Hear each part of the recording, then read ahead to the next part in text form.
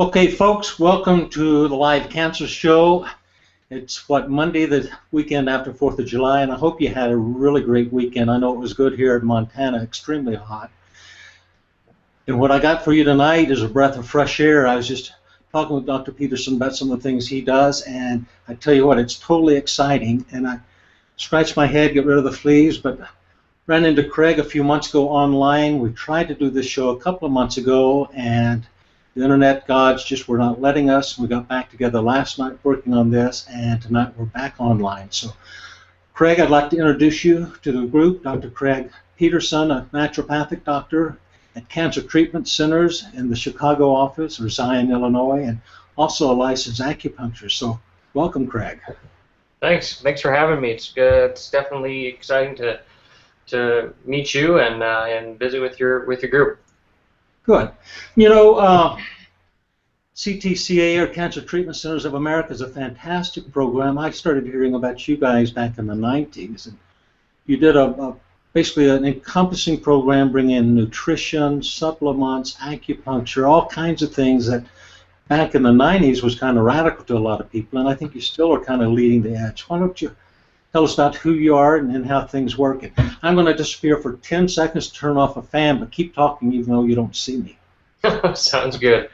Yeah, so let's talk a little bit about Cancer Treatment Centers of America and the model that we practice there. So the biggest thing that I want to talk about is really the term empowered patient care. So all of our patients, when they come through the door, the whole mindset is to get patients plugged in a way so that they are feeling more empowered about their care, and I think that's a big piece. So when they come in the door, they initially have like an intake visit with a medical oncologist, and from there, then they get set up to meet all the different sort of integrative medicine teams, and those consist of anything from the nutrition service, so the dietitian, they meet with a dietitian, have a nutritional assessment. They also meet with a pastoral care department. They meet with the mind-body team, which is similar to sort of a counseling team. And they also meet then with the naturopathic services like myself. They have things available to them, including acupuncture. They also have chiropractic medicine, massage, as well as Reiki therapy or those types of treatments. So they eventually come and see me. I do an intake visit with them, and we get into the different things that they've tried at home, things that they've heard about, researched, looked into, family members have recommended, you name it, and then we sort of unpack what is really out there to be helpful in the integrative sense, and what's going to be research-based to help them with achieving the best possible outcome. That's exciting. I know as an oncologist, a lot of doctors talk about having all those services in-house, but it's kind of a hard thing to do. So you're really kind of at a mecca, I think, in terms of cancer care, of what you have to offer people. Yeah, I agree. I think one of the nice things, like I say, is, you know, when I talk to patients, for example, you can go to some larger centers in the country, and they won't offer as much as a comprehensive integrative center, and that's one of the things that I really push for when I talk with my patients, to say, you know, you as a naturopath, you at my hospital, at least in a Chicago-based hospital, your insurance company is not going to receive a bill from me. The hospital pays for my services pro bono, so that you as a patient have that available to you, and as a resource, so that you can again use the complementary and integrative modalities as much as you possibly can. Now, do all the cancer treatment centers have the same folks or modalities available, or are they different? Yeah, they do. That's one of the big things that obviously the company tries to shoot for, is that we want to be able to provide our patients, whether they're in Phoenix, whether they're in Philadelphia, Newnan, Georgia, the Chicago-based, or the Seattle Outpatient Center, that definitely want to be able to provide everybody with the same modalities that exist, for sure. Some may have some differences, but they're very subtle for the most part. But yeah, they're mostly the same services. Okay, and all patients get access to you and the acupuncturist, which of course you are, but the massage person and Reiki. Yeah, definitely. Everybody has all of those complementary services are there for the patient, and for the most part, the acupuncture, the chiropractic, and the massage is also available to the patient's caregivers as well, if in fact their time allows in the schedule for that. Now, do you find all the patients take part in that, or is it selective, or?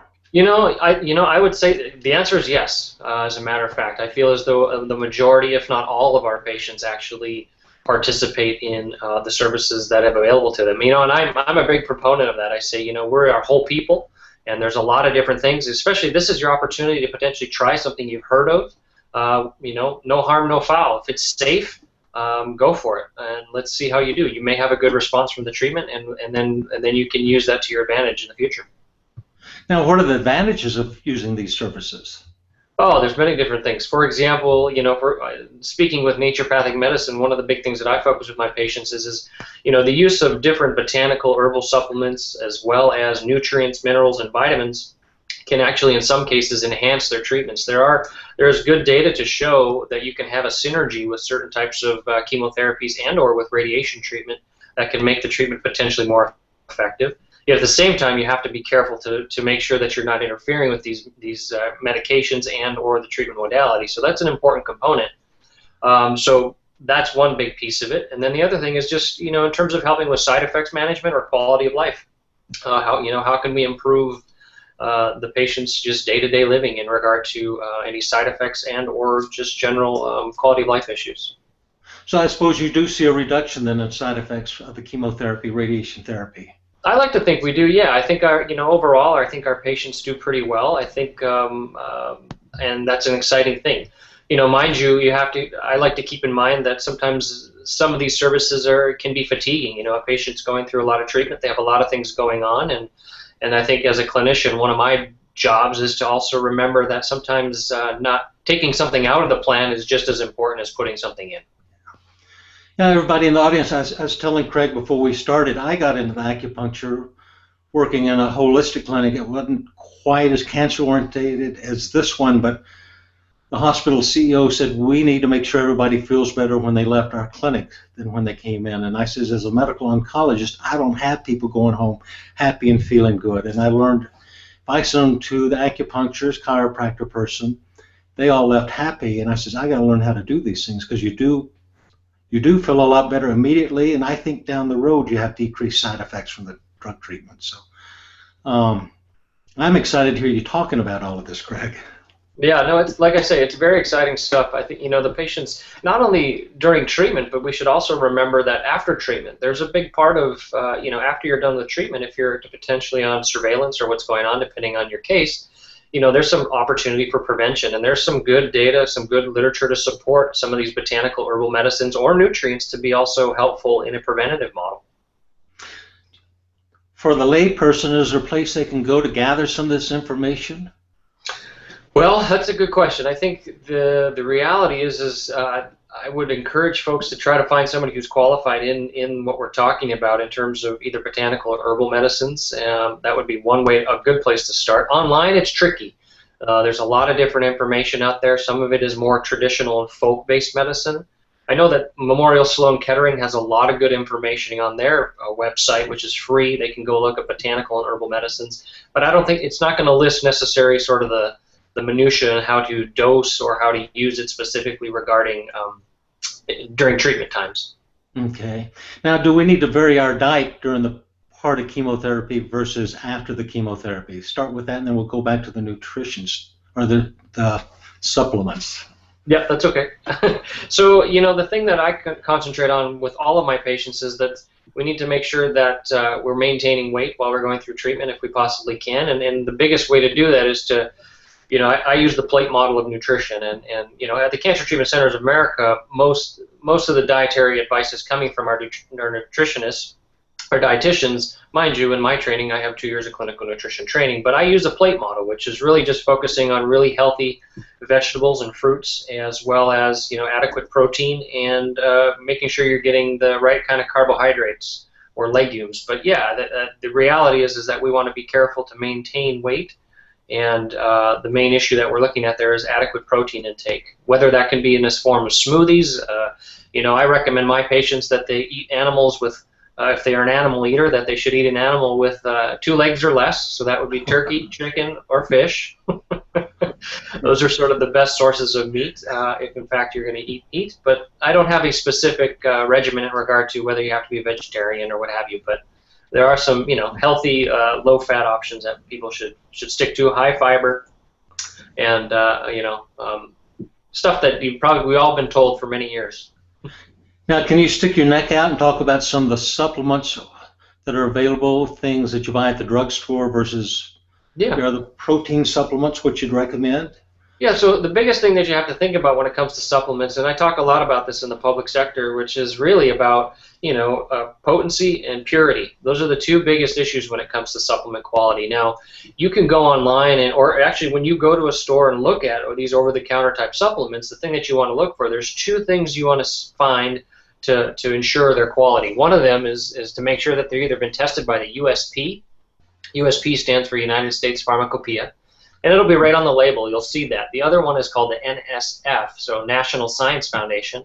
And those two organizations is the best you can get for the most part when it comes to a consumer trying to sort out whether or not the product is decent. So those are the first two things that I tell my patients. The other thing I talk about really is the quality of the product you're getting.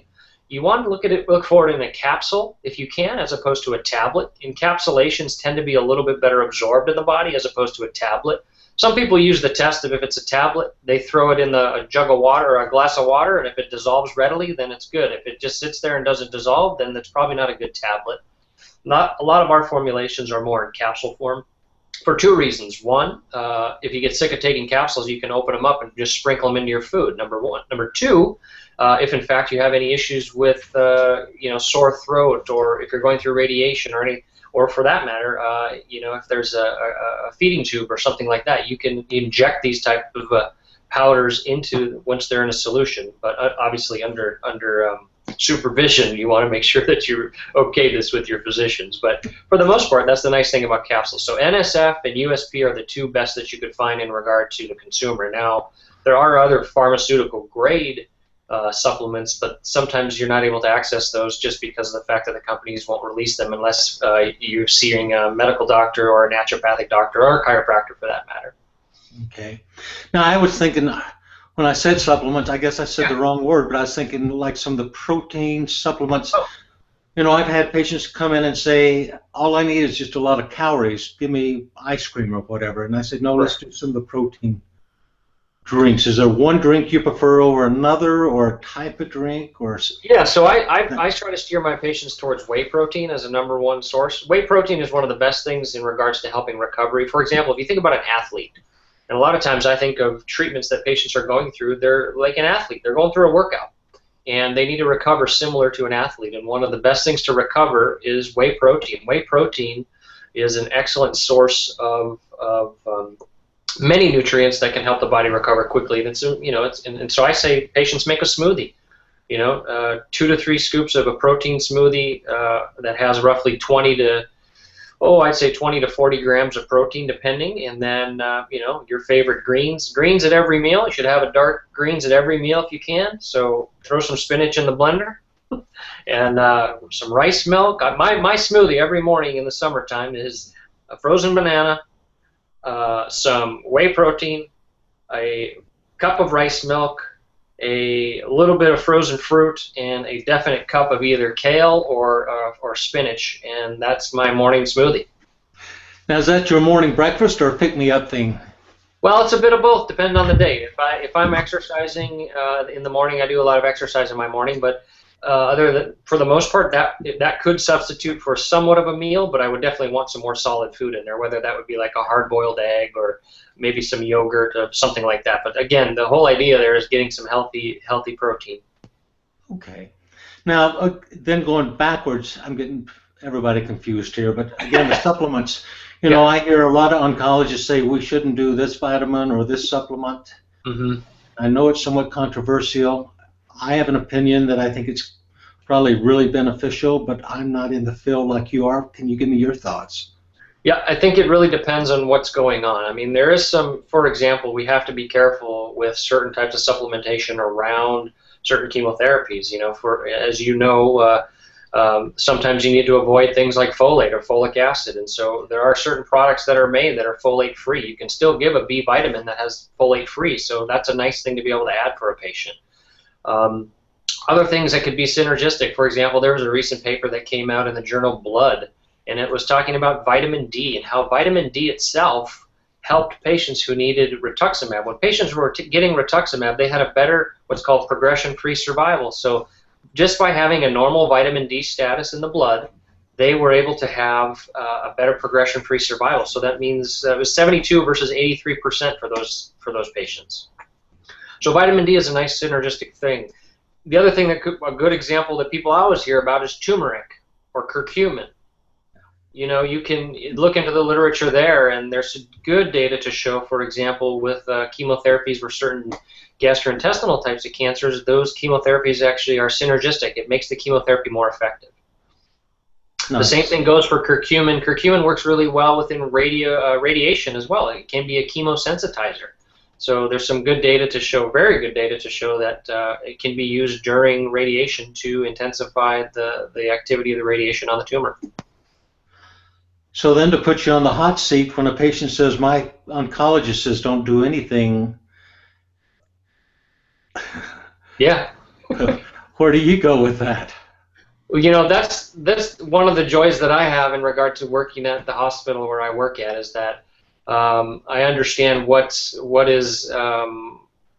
acceptable in regards to each oncologist that I work with, as well as I also know what the literature says, what the data shows, so that I can at least have a discussion about that. Now, in the community-based practice, most practices aren't going to have a naturopath in the area, and you're looking at more of what's called a complementary model, and you want to hope that the oncologist and the naturopathic doctor, or the chiropractor for that matter, whomever the complementary provider, is synergistic with the oncologist. And a lot of times, you know, I tell my patients a lot of time, you know, if your oncologist is not okay with this in regard to the treatment, which I don't encounter all that much because I work side by side with the oncologist. So, but nonetheless, I say, you know, there's a good reason for that. They don't want anything to interfere with this treatment.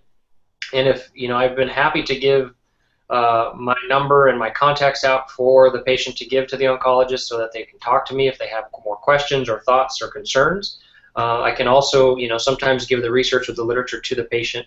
But ultimately, you know, in my opinion, you know, currently we don't have what we call a natural cure for cancer at this point. And so I really believe in the integrative model. And so my hope is that these conversations continue to evolve and continue to happen, not only in the clinical area, but in the academic. So for those folks who cannot make it to Cancer Treatment Center, and we'll talk about how to get there in a few minutes, but sure. Can you tell how we can find a good naturopath to help out with all this stuff that you guys know so well?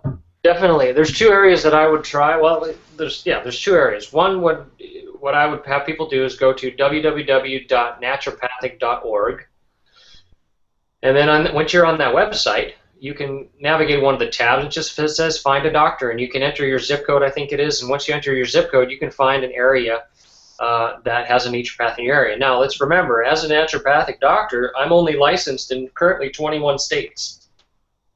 So that means depending on whether or not I'm licensed or not, can help dictate. Now, at the same time, you can still offer consultation. You can do wellness consults in a state that I necessarily wouldn't have licensure in. So I have the ability to give some just general wellness recommendations. Now, that's one thing. The second area that I would encourage people to go to is something called the Oncology Association of Naturopathic Physicians, which is www.onc.anp.org, and the same thing. You can find an ND there. Now, people who are on the ONC-ANP, the Oncology Association of Naturopathic Physicians, are more geared towards what I would say practicing more closely with cancer patients in their private practice.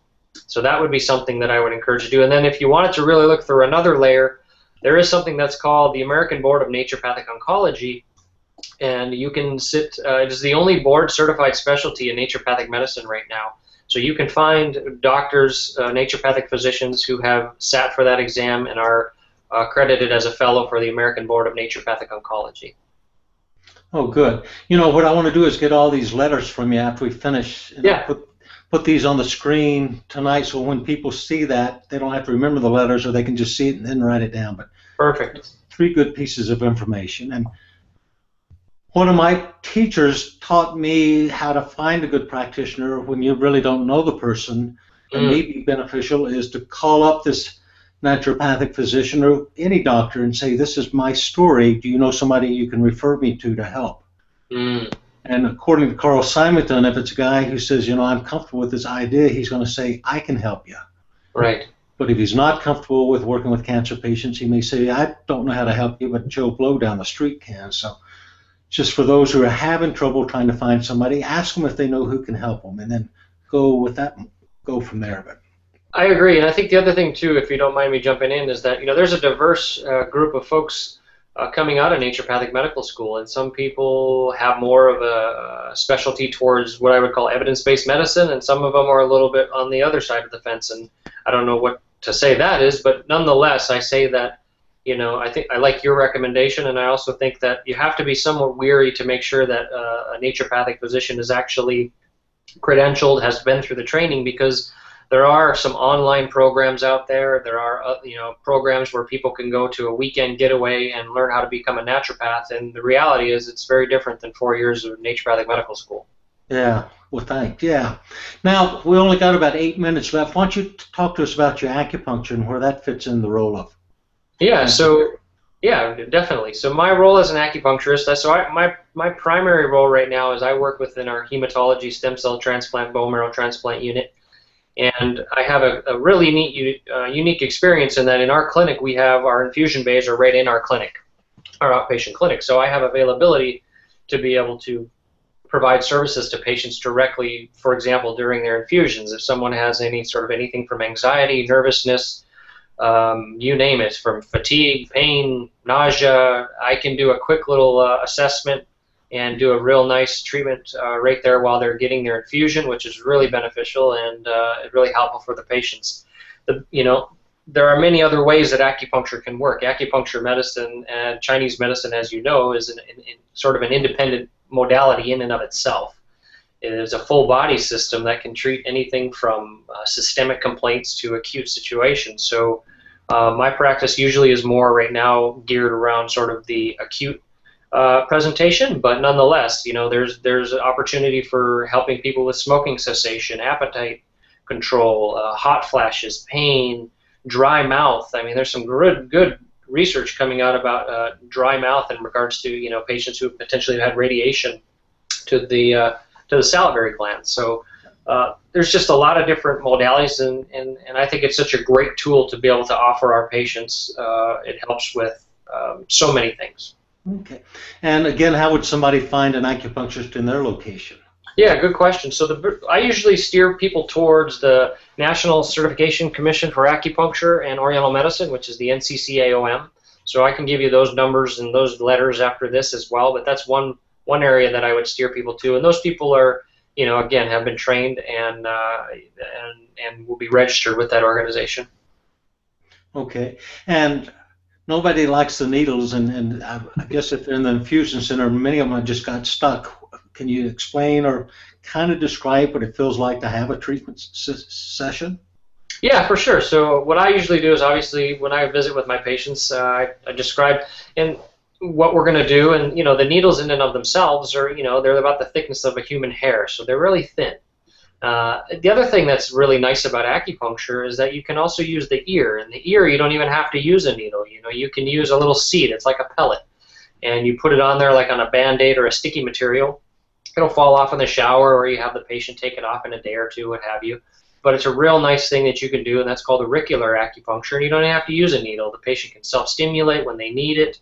Works really well for pain, works really well for many things. So I usually have the patients relax, and we start, we go slowly. If in fact there's any pain during the procedure, I usually, pull those needles out. It's not necessarily supposed to be painful. It should be more relaxing and more stimulating to the body. Okay. What top 3 or 4 issues with the cancer patient would you say would be top priority for the acupuncturist?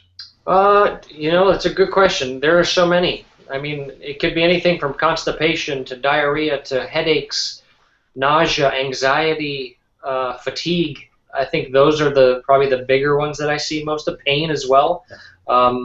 Those are the sort of, I don't know if that fits into your top 1, 2, or 3, but those are the big ones that I see most of my patients for. I think there are some good treatments that you can do longer that can help sort of stimulate the patient, stimulate in a way that rejuvenate them, give them a little bit of You know, the analogy I like to use is, if you ever watch a deer out in the wild, and a deer, whenever they hear a concern, they'll tense up. Their tail goes up, their ears get all perked up, they get very aware. And one of the things that we as humans, we don't do, we maintain some of this, what we call somatic tension. And in the wild, once that hazard passes for a deer, they will discharge that energy. If you ever watch a deer, the tail will go down, they'll shiver a little bit, the skin will shake, and then they're back to munching on the grass. All right? In our lives, we don't do that. We're the type of people, if we trip walking down the sidewalk, we catch ourselves and look around and make sure nobody saw us. Right, okay. We're more, I think we tend to carry a little more somatic tension. So one of the things that acupuncture, I think, is a really nice thing it does is it can release some of that somatic tension, which I think we all could benefit from. Now, does the cancer patient need to get his records transferred to an acupuncturist to start therapy, like, say, an oncologist or radiation therapist, or? You know, it depends. I think it would be prudent to have at least the most recent record, so that at least the practitioner knows who, you know, what treatment they've been receiving, where they're at in their treatment plan, all the different pieces, and maybe some of the complications or some of the issues that they've had going on. But I think it would be important. They can, you know, a patient can either bring that to the office and/or have that forwarded to the provider. Okay. And I'd also urge really anybody getting the acupuncturist to ask their acupuncturist to send a copy of his note back to the medical oncologist. Most definitely, I agree. That professional courtesy goes a long way. And to be honest, that medical oncologist is probably not going to know what the heck that acupuncturist is doing, but it at least opens up a dialogue for him. I agree. So why don't you, with a couple of minutes left, tell us about the cancer treatment centers, where you guys are located, and if you can give a plug on how to get into the system. Sure. So we're located currently, right now, we have facilities in Philadelphia. We have the newest facility, is opened up in just outside of Atlanta, in Noonan, Georgia. And then obviously in suburban Chicago area is where I'm located. We have one in Tulsa, which I forgot to mention earlier, Tulsa, Oklahoma. We have one in Phoenix, Arizona. And then there's an outpatient center in Renton, Washington. And those are all of the facilities that I currently know of. There might be more coming, but I don't know. Well, that's pretty much everywhere, huh? Yeah, pretty much. We're trying to get regional, I think. And the reality is I think that the model is what I think the hospital is really renowned for in regard to the care that we provide. And I think that's why I'm there. I'm there because of this model of care that the hospital does provide. I think I like the idea of empowerment, because I think it really brings the patient into the relationship in regards to helping them make choices about the care they want. And I think that's an important part. And I tell patients all the time, I use the metaphor, the analogy that they're driving the bus. They get to decide when the bus stops, who gets on, who gets off. I said, you've all ridden the school bus, and if you've had anybody on the school bus that needs to get off the bus, guess what? This is your time, and this is your opportunity. So I encourage patients to take a very active role in their relationship with their care, and I think patients respect that and they enjoy that, and then you see that they like having an open discussion about what's going on and really learning more about what they can be doing. I like that. I try to tell my patients the same thing. Let's make you the captain of the ship, and they say, exactly. I don't have that training. And I said, well, probably a better model is look at the president of the country, whatever politics they have, but they gather the experts around them and ask their opinion, and they like it, they go with it. If they don't, they get a second opinion and a third opinion. So exactly. And the best way to get in touch with our hospital is you just can go to www.cancercenter.com, and I'll give all this information to you, or you can call 1-800-268-0786. Okay. Anything else we need to add, Craig? I don't think so. Thank you for your time. It's been a pleasure. Hey, thanks. It goes by fast, doesn't it? It does. Let me sign off and then just stay on, and then we'll talk in just a second. So everybody, when we finish tonight, I'm going to start putting some of these initials in the broadcast, so you'll see them kind of go across the top here. Should be ready to look at tomorrow, which is Wednesday. And thank you for joining us tonight, and see you next week.